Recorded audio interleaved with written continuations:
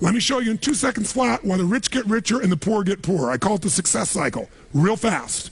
Draw yourself 4 squares, put them up on the screen here.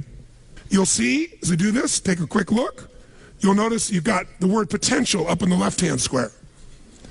Up in the right-hand square is the word action. Bottom right is the word results. Bottom left is the word belief, or another word for that would be a sense of certainty. Potential, action, belief, results, and notice there's arrows in a clockwise fashion where they just keep feeding each other over and over and over again. So again, it's potential, action, results, belief, or another word for that would be certainty.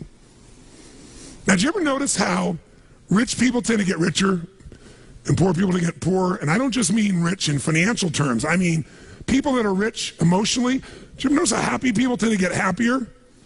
And depressed people tend to get more depressed? How many found this to be true? Say aye. It's because of the power of momentum and what I'm about to show you.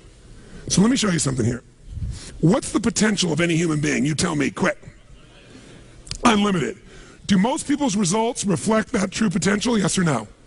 No way. Why? Because most people aren't taking enough what? But is it possible to take a lot of action and still get lousy results? What if you got a salesman that works for you and they walk out and they knock on 100 doors and they say, you wouldn't want to buy anything from me, would you?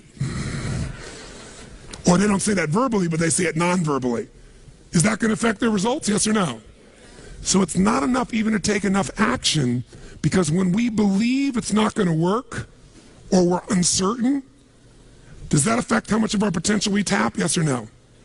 See, if you don't think it's going to work, you're not going to put out a bunch of your energy when you think it's going to fail. And by the way, when you're not sure, you tap little potential. Do you take little or a lot of action? When you're not sure, when you think it's not going to work, you take massive action or little action? Now, when you take little potential with little action, what kind of results do you get? Little lousy results. And when you get lousy results, what does that do to your belief? You go, see, I told you it wasn't going to work. Told you it was a waste of time. And then, by the way, when you have less belief, how much more potential do you take? More or less? If it's possible, you tap less potential, more or less action. Less. And what happens to your results? They get even what? And now they got worse results. What does that do to your belief? And by the way, now you see the current economy. Isn't it true? Everybody out there is going, oh my God, the results are so bad, it's going to get worse in the future, so I better pull in my horns, there's less potential, so I'm not going to push as hard. I'm not going to take much action. Oh my God, I'm getting lousy results with little potential action. Oh my God, it's going to get worse. That's what creates a recession, depression, whatever you want to call it.